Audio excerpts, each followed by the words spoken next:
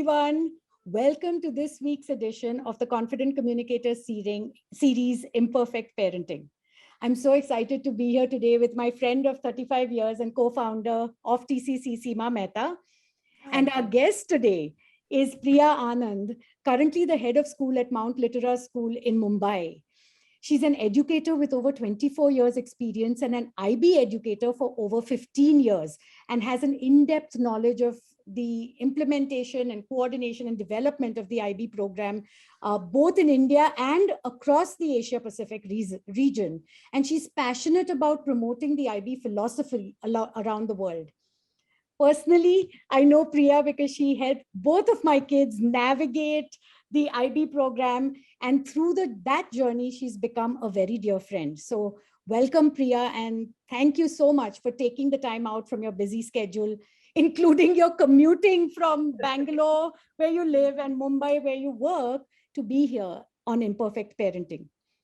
Priya is great for our episode today because we want her to help us from an educator's perspective about how do we raise our children to become or be effective adults. One of our great inspirations, Seema's and mine, is Julie Lythcott-Hames, who is an eminent educator, the dean of freshmen at Stanford University. And she's also written the book, How to Raise an Adult.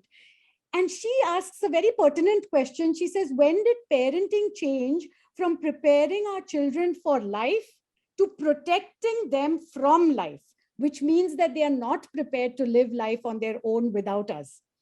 And in reading her books, I recognized myself and many of my peers doing stuff out of love that might be hindering our children, you know, the helicopter parenting, the tiger mom kind of thing. Because she says she saw so many 18 and 19-year-olds who are unable to function because they had this checklisted childhood, which their parents helped them through every step of the way. And so they weren't able to manage adulting when they left the home. So my first question to you, Priya, is what are some of these 21st century skills that everyone is talking about, everyone wants their children to have, and how can we as parents and teachers work hand in hand to help our kids develop these skills? So firstly, thank you, Deepma, for having me here. It's wonderful to be here on your show and discuss these areas of over-parenting that you've been talking about. So as an educator, I really believe that that children need to have self-management skills. Looking at the way the entire education system has evolved from what we studied, the way we studied, and now how the entire curriculum is designed for them. It's not easy for children to handle these. Right. So it's really important that they develop their self-management skills and decide that how they want to balance out their studies, their extracurriculars, they have so many areas that they are interested in, and it's really important they learn how to balance. So having these self-management skills will really help them be successful, which is something that I'm really seeing in the generations, this present generation of students, where they say they don't know how to manage time, and that becomes a hindrance to success. Correct. Right. You know, And it's a different world, right? We just talked about it earlier, where we grew up in a very different world and they are growing up in a very, very different and challenging world. And we will have to embrace some skill sets as parents to be part of their world. So we talked about that earlier, Priya. What do you think? What do you have to say about that? Yeah. So like very valid point that you brought, Seema, that these are areas where we never experienced, right? And as parents, we didn't experience. We had a different way of learning itself. Now, if you look at the skills that's needed for these students, it's not just one skill, multiple skills they have to develop. Yes. Yes. And Yeah. in order to develop that multiple skills, they also need to be self-motivated to build that skills. Like these skills, they are not born with these skills, but they need to learn how to develop these skills over their growing periods. And that's where parents come into picture. Parents play an important role of guiding and supporting these students. We don't understand how they think, but it's really really important for us as parents, the current generation parents, to be open minded. That's Mm. something which I really see in the parents, that they are not open minded to listening to their children, you Ah, know to give, Very valid. Yeah. yeah, and giving them, like we say, voice, choice and ownership. This Mm. is something we talk about in the IB: giving them a voice, giving them a choice, and giving them the ownership when they make a choice. oh, Beautiful. Yeah.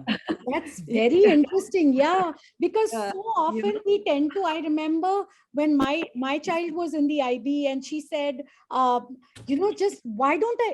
She wanted the easy way out because she had been in the ICSE system earlier, and one of her biggest frustrations was just give me a textbook and tell me what to learn, and I will learn it. Right. And yeah, the IB was pulling her away from that, and they were saying, no, you need to have the voice, you need to have the choice, and then you need to take that ownership. I love what you said. Yeah, that now it's starting to make sense. yeah, yeah. So when you start thinking like that, and when you start talking to parents, when I talk to parents, I tell them, listen to them. When they have, you give them a choice, a voice, and listen to what they have to Yeah, say. yeah. Be open minded to what they have to say, and then you do what you have to do in the background to identify what their choices are. And if it's good, you can do your homework too. Yes. But Mm. never underestimate the child. The Correct. student now, the students are very well informed. If you see the kind of research skills they have, it's like amazing. I mean, the Correct. kind of research skills that they're building, they have enough information. If they've made a decision, if they made a choice that this is what I want to do, Yeah. and this is going to be my path, and I feel we should let them take that ownership and say, okay, this is your choice. You take that stand and you prove yourself. You give them that ownership, and that's when a child will succeed. So what happens to this overparenting, like you're talking about, Yeah. where parents do not want to give them the ownership? They're very scared, Yes. right? Yes. Yes. Yes. Ha, they're scared where they'll fail, right? They'll Yeah. falter. But it's okay, let them falter, and they learn from that, right? Tomorrow they become stronger, and they will understand a decision made did not, it was not successful. It's still fine. It's not the end of the world. So I feel it's really important at one point, okay, let them take that decision. And once you give them the ownership, I feel students really do well. Yeah. I think one of the things that the what Deepa was talking about earlier, the dean of Stanford, one of the things that I remember what that she said in her TED talk is that when we were growing up, our parents gave us a lot of chores, right? There were a lot of chores that were assigned to us, and the Yeah. voice, choice, and ownership really came from, okay, here's a job I'm giving you to do. Go to the bank, deposit a check, figure out what you have to do, stamp it, and bring it back. And whether we knew how to do that or not, we had to go to the bank and we had to get it stamped, and we had to come back. We had to ask questions to an adult, and we had to make conversation, because Yes. if we came back home without doing the job, mom would get really mad. So that is how we learned in our world. And Yeah. nowadays, I think a lot of parents feel like, they have so much going on in their life. Like you said, there's so many challenges. They have to do so many things. We never had to do those things. So we have stopped giving our children Correct. chores. We are Correct. not Yeah. giving them enough chores so that ownership, that voice, and that choice really starts from something as basic as making your own bed. Yeah. So, Yeah. I mean, what do you feel like that's something that is lacking? And I think our parents are getting too sympathetic towards their children and not Very giving them true. that ownership. Yeah, very true. I feel majority of the homes, this is what happens, Yeah. because honestly, it happened in my home too, because my children never made their bed. They knew that the servant would make the bed, you know. Hmm. So they knew that there's somebody behind. They knew that somebody was cooking and their food was ready at the table at whatever time they wanted. So we made it easier for our children. We made Yes. life easier for them. Correct. And again, then suddenly when you want them to go and explore and do something on their own, it becomes Yeah. very We difficult. dump it on them. Yes. Yeah. Yes. I remember, I made one very big mistake where I said, and Seema knows this because we talked about it, where when I was raising the kids, I said, your only job is to be a student. So at least do that job well. And Very true. that's not true. Your only job is to be a child. And there's a lot of different aspects of childhood, not just studies, right? Yeah, even I think even I did that. I used to tell, all you have to do is study. Why are you,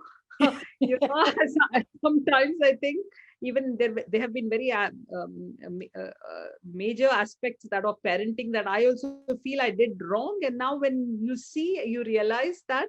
And I hope the other parents also learn from the others and ensure that they give them responsibility. I think that's something, yes.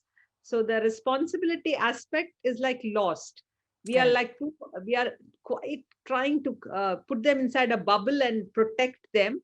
Then suddenly you want them to go out into a world where they can't survive.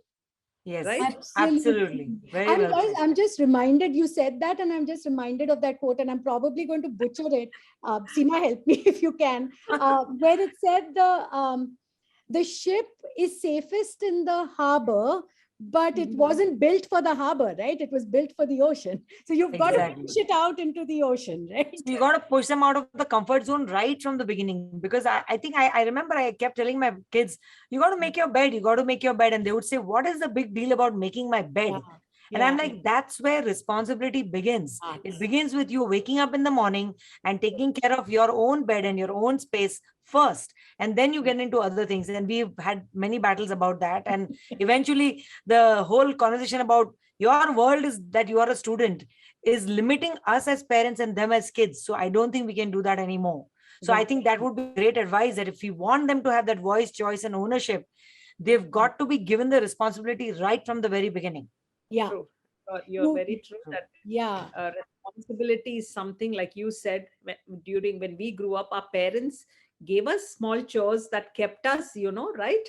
Even going and picking up vegetables or something, they would say, yeah, why don't you get this? And we would just run across and do these little things at home. But I think just exchanging money with a vendor, we learned math, we learned addition, we learned multiplication just by exchanging money and say, okay, I've given you 100 rupees, this is a 25 rupees, how much money comes back?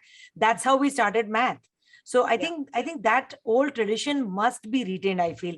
And I think based on what you are saying, I think that's important for our kids. Yeah, very true. It's really important that responsibility is given, and they are made to be responsible for their actions. And that's something that we see. I think one other thing that we have seen as a trend is that it's not just, for example, a job that, like, my dad was in the same job for like 40 years. And maybe I could have continued doing the same job for like 20, 25 years.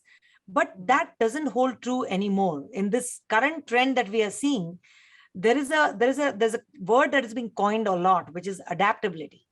How do we teach our children so that they constantly upskill themselves, they constantly adapt? They should be adaptable enough that if one skill set is done, for example, I was talking to a counselor and he was telling me this thing, very interesting story. He told me is he was talking to a student and he said, if you want to be somebody who creates video games, it's not just important for you to learn the technology of video games, but you should know something about the anatomy, the human body. Because in a video game, when the sniper is shooting and somebody's hand gets ripped off and it's falling off from the shoulder, and there's this whole video animation happening, you should know the different parts of the body so that you can create a video game according to that. And that's believable. And there's also all these different areas of learning that these children will have to do in order to be relevant in today's world. So how shall we as parents help our children be more adaptable? I think this COVID has actually taught us how to Yes. be adaptable. That's Very I true. think that's an example I would really like to quote, because I think none of us saw how this new change got us to adapt to different scenarios, different situations, different everything. The new normal was Doesn't was exist. totally, Wasn't there. was Yeah, not there. But if you see, it's from the teachers, from the students' point of view, from parents' point of view, all of us had to adapt. The school came home, right? Yes. The Yes. yes, school yes. the school came inside your home. And then at home, parents realized what was happening in school. Correct, correct. Yeah, Correct. And then it the entire scenario, in fact, when I meet parents, they say today we appreciate a teacher's job Yes. because we saw how they adapted to the new change. Teaching through technology is not easy, right? They It's are not. used to a certain way of teaching, and suddenly you're exposed on camera, where your whole house is exposed. So the teacher's home also became the school, Yes. yes, right? The students' house also became. So you saw the way they had to adapt to this new learning environment itself was challenging, but everyone had to do it. Correct. you They had had no choice. Yeah, there was no choice. There The was no entire choice. thought process had to be changed now, and the teachers had to adapt. If so, similarly, even the skills were built for students, and parents also got to see how we are going to change that. The Yes. entire, I feel this COVID has taught students to improve their research skills because they Yes. didn't have physical books, right? correct, Ah, No correct, correct. one had, they could not use, go to the library, get their physical books. I think correct. for each student, if you see, they really built on that research skills. And Absolutely. again, yeah, that was such a big takeaway from this COVID, that this pandemic has helped students build, because everyone I talk to, even my grade one student, talks about research.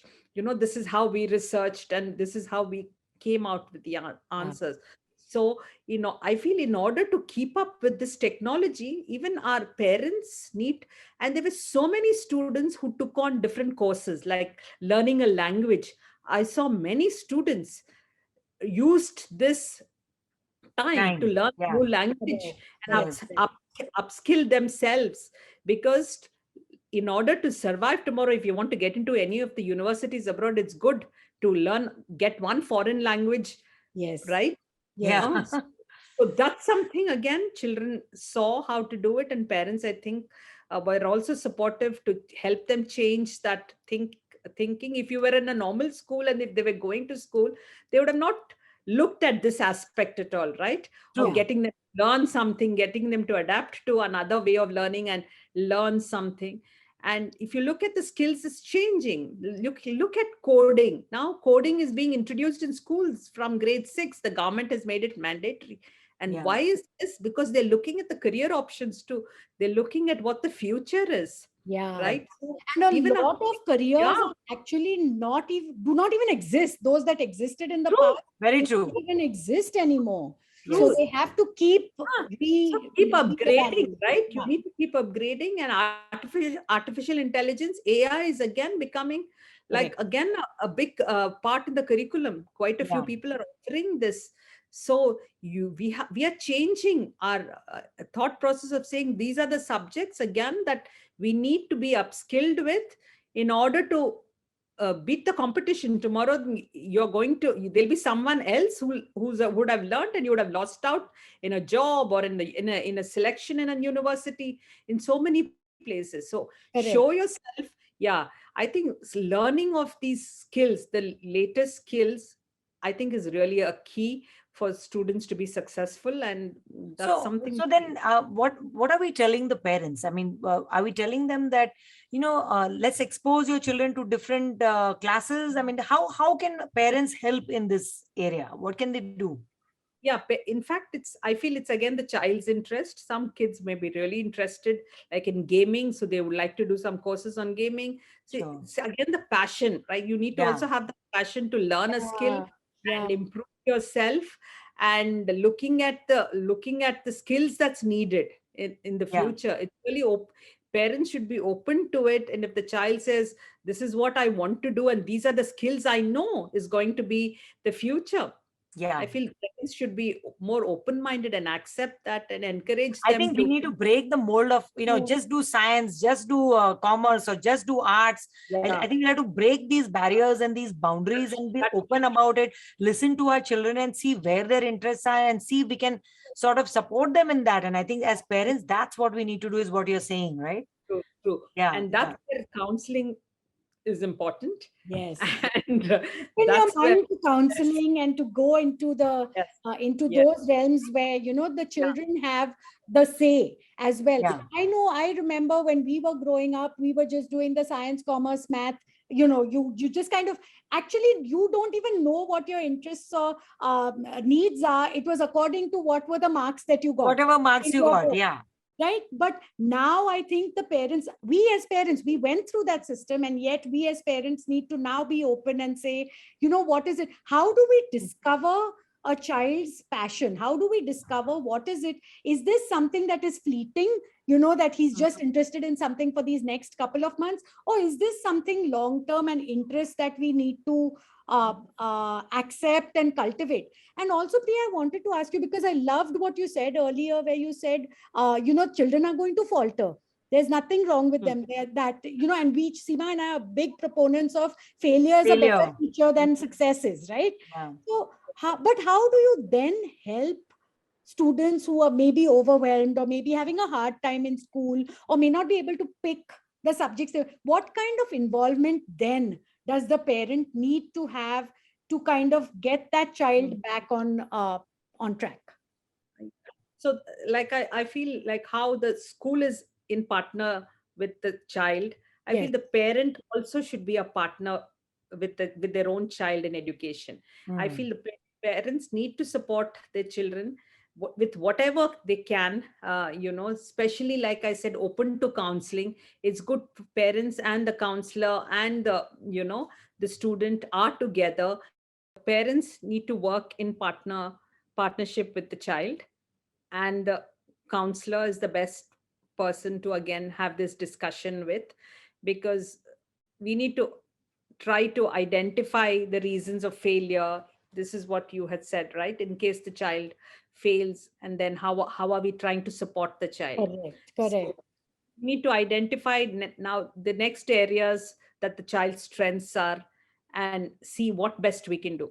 The child can still attempt in the same areas.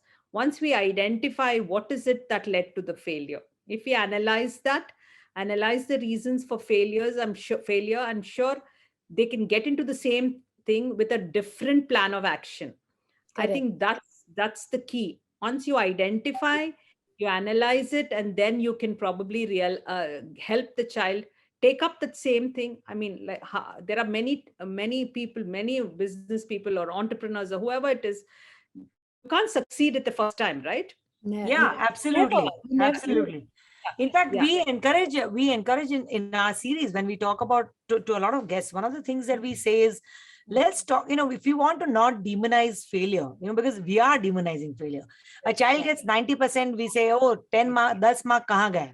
So that's the first question. We, especially the Indian parents, we have this psyche where, why did we not get the full marks? Why you only got 90?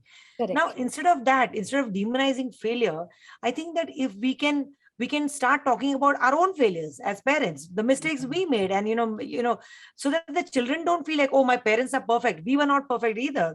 And if we can start empathizing with the child, I'm not saying we need to mollycoddle them, but we do need to understand that failure is part of learning and it's part of growing up. And as you said, even entrepreneurs have failed. So and I think that's the first thing that the parents do. They don't talk about their failures. Exactly. They feel I don't know, they try to shy away from failures. They think, like you said, it's not good to talk about it. But I think the more you talk about the failures, I'm sure they will understand better. This is what I'm not supposed to be doing, and this is how I can do better. Yes, exactly. I think you become far more accepting of yourself when you know that your parent also has gone through the failures and has gone through downs and, ups and downs. They're not just this perfect little Yeah. thing. And so Yeah. I always believe that. I think my relationship with my kids, my teenage kids at that time, where we were constantly at loggerheads and we were constantly, arguing, and they want to do one thing, I want them to do another thing. And I think it improved with two things. One was me accepting that I have failed, and that where all I had failed and where all I wished I had done something differently. And then they kind of understood where I'm coming from, right? In the sense that what happens with parents is we get scared to tell our children about failure, because they'll think that we are accepting limited limited results from them. And that's not true. They just want to see us on another human being. They want to be seen as on a different personality and a different level, so they don't want to accept. But I think the more you get them to accept what life is all about, life is not rosy always, right? Yeah. No, yeah. No. The challenges are multiple, and each path you take, there will be so many, the hurdles are there, and how will you cross those hurdles is really important. And I Very think that's true. probably why today there is a lot of conversation and talk about this whole mental health thing.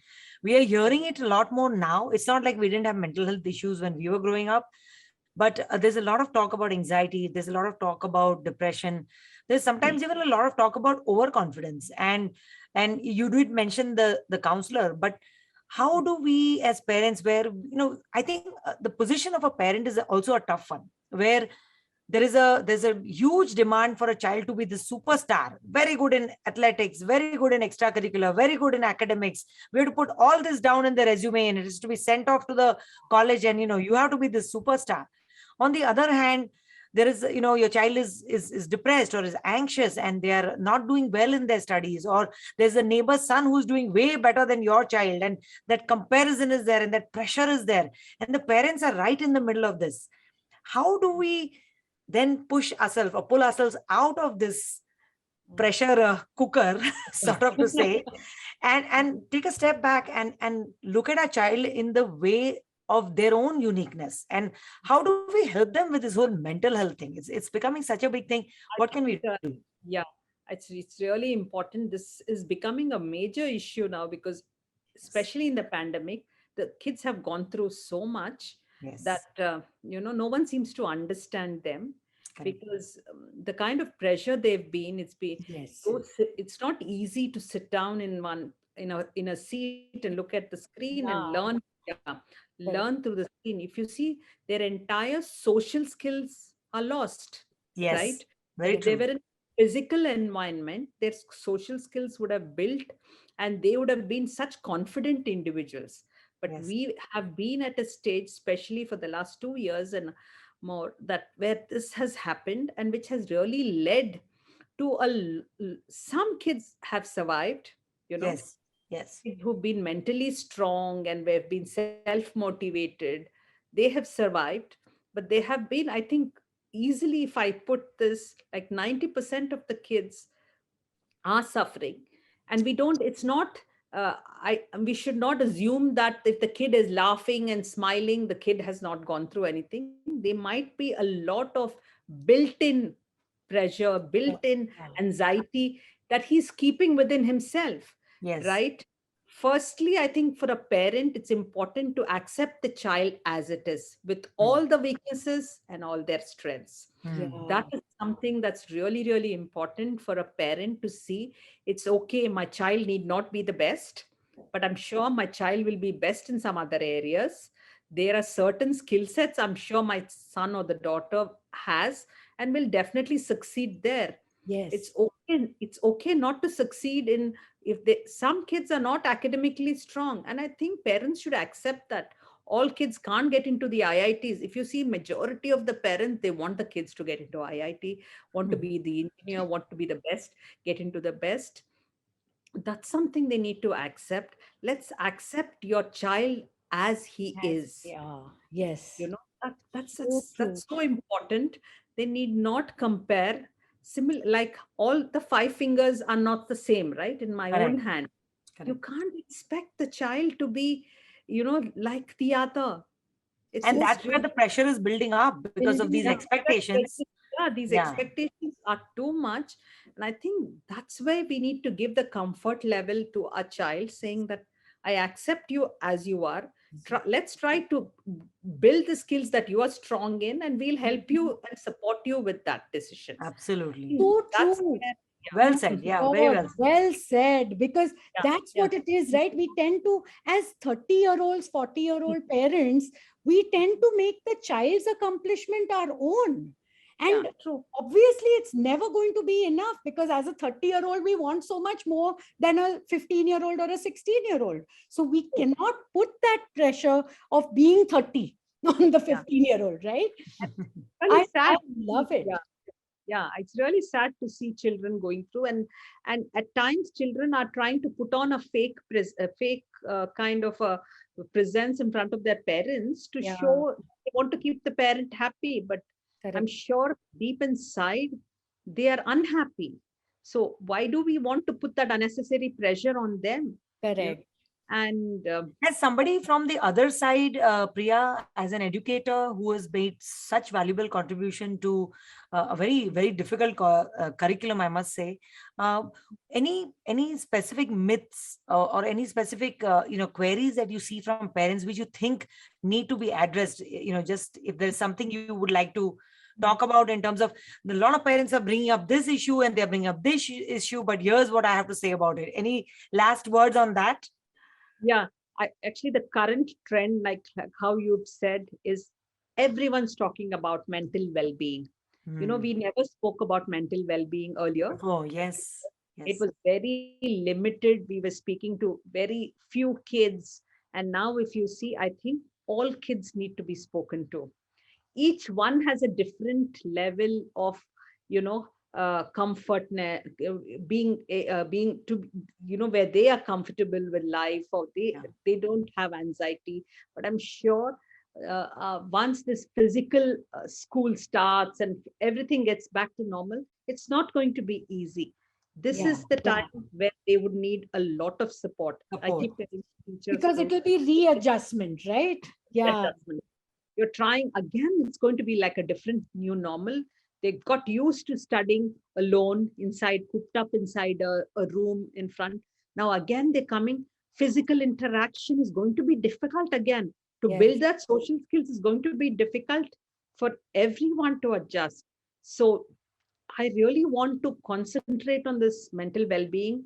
yes, First get them to adapt. Now, this is where again adaptability comes, where yes, again get them to adapt to a new way of learning, and that Hmm. pressure should, stop either from the school side or the university side and from the parent side also. yeah, yeah, Give them that time to again come back to normal. You yeah. know, Getting back No, to normalcy is not going to be easy, It's and not that's going to something. be.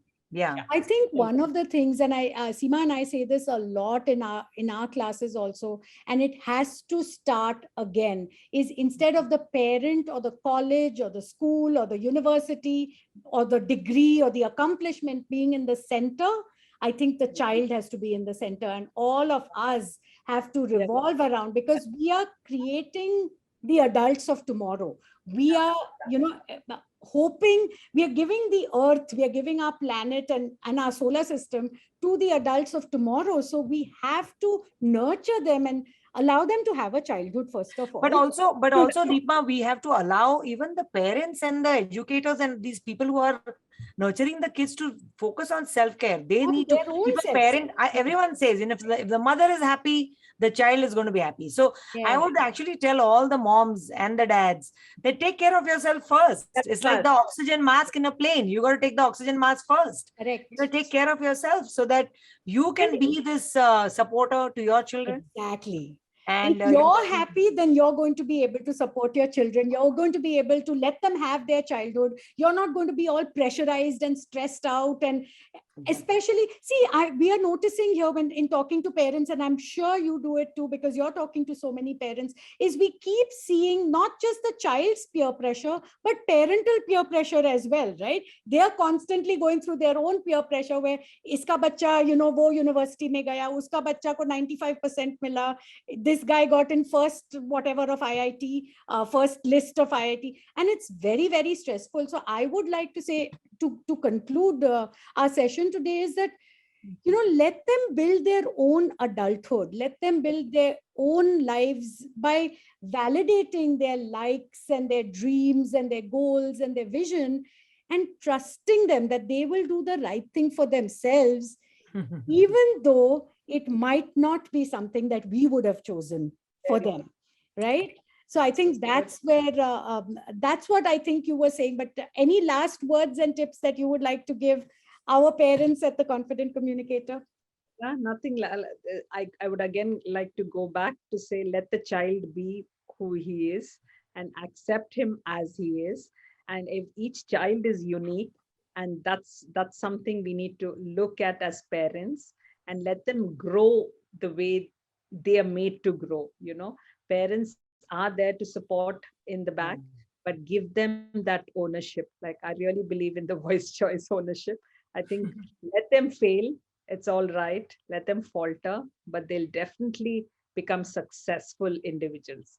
This is something I really would like. Beautifully said. I love the voice choice and ownership slogan, and I'm going to use it to talk to all the parents about this. Yes. Thank you so much, Priya. It has been a pleasure talking to you. Absolutely lovely. Fabulous. I'm going to